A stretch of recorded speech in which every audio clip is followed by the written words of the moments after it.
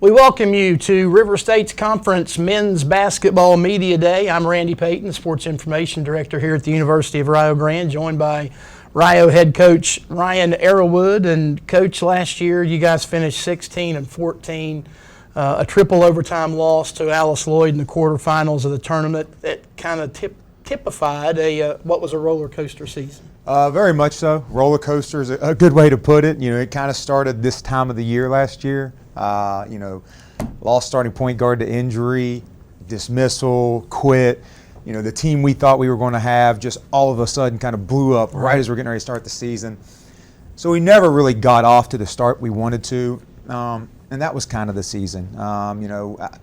Every team, you want it to be playing its best at basketball late February, and you want them to get into a groove where you think you can do something. Don't know that we ever got there with that team where we had the whole team locked in of playing, what we call Rio Grande basketball on and off the floor. But we still gave ourselves an opportunity. I do think we played our best game.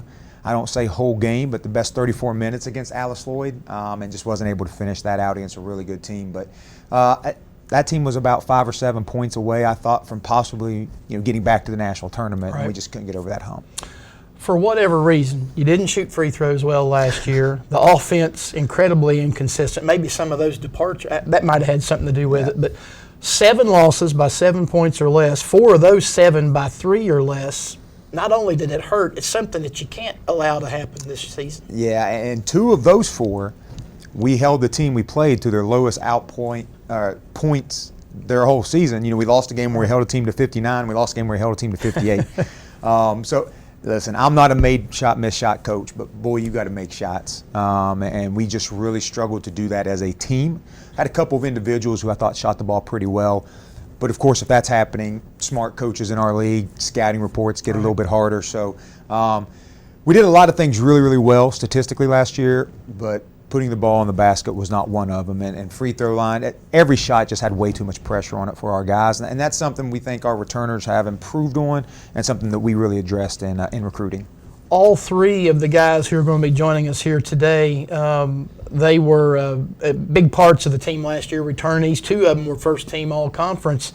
As you go into this new season, the cupboard's not completely bare. No, it's the oldest team we've had since I've been here, and not just by age, but just by maturity within our culture. And you mentioned those 3 guys, and we'll hit on them. Taylor Mack has just improved in everything, pound for pound, height for height. I think he's the best offensive rebounder in college basketball, no matter the division.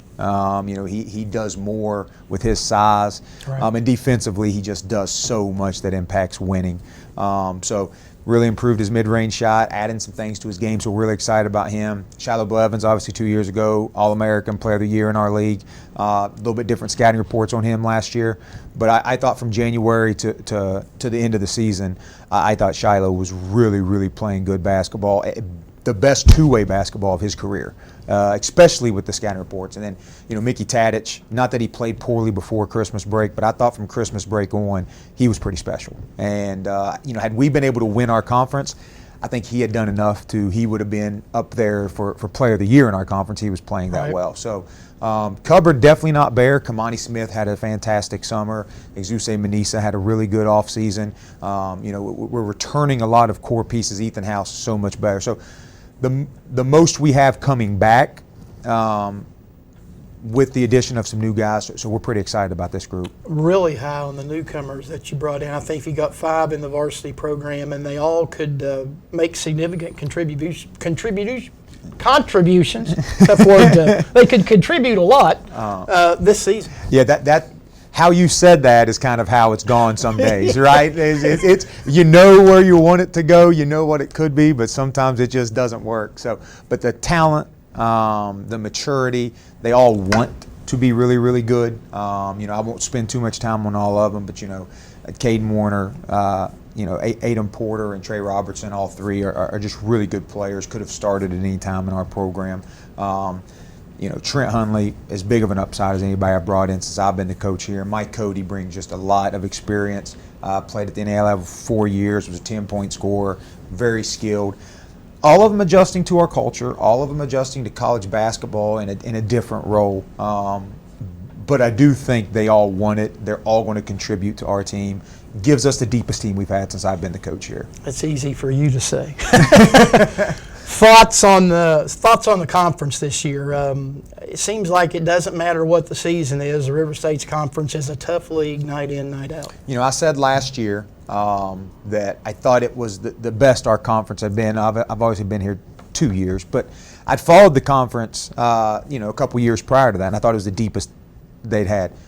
Well, it's by far the deepest it's been now. And, last year you had a couple top heavies. You knew IU Kokomo was going to be really good. You knew West Virginia Tech was going to be really good. Alice Lloyd was that team that just kind of you knew was going to be good, but boy, they were even better than what you thought. This year, some of those fifth-year seniors aren't there, but I think it just creates just a melting pot of really talented teams. West Virginia Tech and Alice Lloyd, I think, are going to be at the top of a lot of people's. IU Kokomo, what they've done, what that program is, they're going to be at the top. I think we're going to be the best we've been since I've been the coach here. IU East is a completely new team, but we know a lot of those guys from the recruiting trails. He's going to have a very, very talented team. Southeast, they found their niche after Christmas last year and was as hot as any team. And then I think you look at, Point Park has a new coach, but they return a lot of key pieces, and he's going to do a great job, and we're excited to add him to Oakland City's better. Ohio Christian's going to be better, and they were playing really good basketball for Christmas. So just a very, very deep team. And I'm not listing everybody because, like every year, there's going to be some unknowns, and somebody's going to pop up. And, that's what this league is. IU Kokomo going to the Sweet 16, knocking off the #1 seed. We beat Shawnee State, who was the national champions 2 years ago. This league has proven we are more than just 2 automatic bids. I think adding Shawnee in the years come. But this year, this is a 3-bid league minimum, I think. Well, we appreciate your time as we look toward the 22-23 season. We've got a few of your players here this afternoon, and we'll talk with them coming up. Appreciate you. Joined now by 3 members of this 22-23 Rio Grande team. Down on the end, Mickey Tadich. In the middle, it's Taylor Mack. Next to me is Shiloh Blevin. Shiloh, we'll start with you. Your last go-around in this thing. Talk about the experience of playing college basketball thus far. There have been a lot of ups, a lot of downs. Yeah, there's definitely been a lot of ups and downs. For me, it's completely different than what I had imagined. I thought it was going to be, not so much work, and I was just going to be kind of like high school, just play. But getting here, I realized that this is a job. I've loved it ever since I started. Mickey, we talked with Coach Arrowwood there a little bit ago. 16-14 last year, and a whole bunch of close losses. Looking back at last season, what was the toughest part that you had to deal with? I think the disappointment of not getting where we strive to get. I think you always play to win, and ending that in a triple overtime loss in Eastern Kentucky is not the way you want to go out. So I think, the disappointment, you make sacrifices as a team, as an individual, and when that doesn't pay off, that just leaves a bitter taste. Taylor, kind of talk about your role on this team. You started out as a guy that didn't necessarily see a lot of playing time early on in your career, but now you've become a guy who's a regular in the starting lineup. I had to find what was best for me and the best skill I can help for this team, and especially with these 2 guys with me, I think that was playmaking to where if I'm posting up or anything like that, I can swing it out. I can set back screens, hammer screens, just to help the team and do what's best and play defense. You're not necessarily the biggest guy on the floor, but you do like to get in there and mix it up with the bigs a little bit. Is that competitive nature something that you've always had, or is that something that you've kind of had to build since coming to the college level? I feel like I always had that, I love basketball. I like to be physical, like to get up down there, get as much rebounds as I can, and that's just one of the skills that I developed to where I had to get rebounds and stuff like that to where I can help the team. Mickey, your thoughts on the upcoming season? We mentioned last year and the disappointment, but there are a lot of pieces to this puzzle that are still around, and some exciting new guys that are coming into the program as well. The most contributing players from last year are still here, and I'm glad to share the court with them. We all got a little bit older and a little bit stronger, a little bit more mature, a little bit more experience. We've added a couple pieces that I'm really excited about that I feel like should complement us in a very good way. And my thoughts on the upcoming season, I just really want to win one for myself, but definitely one for Shiloh since this last go-around. And I want to top it off with a ring. Shiloh, you had your struggles at times last year offensively. Kind of as the year went along, it got better, and I think a lot of that probably had to do with how the opposition adjusted to playing you. How do you go back toward getting back to that form that you had a couple of years ago? I just doing what I do every day. You know, if I'm not going to switch up how I play. I'm just going to keep doing it, and you know, if a person guard me, they can guard me, but they can't. I mean, you're going to be able to see they can't guard me. One last quick question for all three of you, and you can answer it one at a time, obviously. Talk about the quality of teams in this conference. It's tough, night in, night out. Go ahead. I'll go first. Every scout, every day we prepare for a different team. It's always there's a bunch of teams with a bunch of strengths, and I can tell you who should be number one right now. I know we're gonna fight for it, so that's the spot I want to be at. Same here.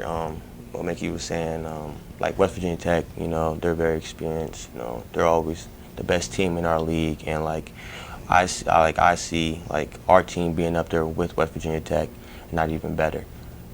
Yeah, I agree with both of them. I feel like there's just so many good teams in our league. You know, it's hard to just pick one team that you think is going to be at the top, because one team you could say they're not at the top, but then by the end of the rankings, they're up there in the number one spot.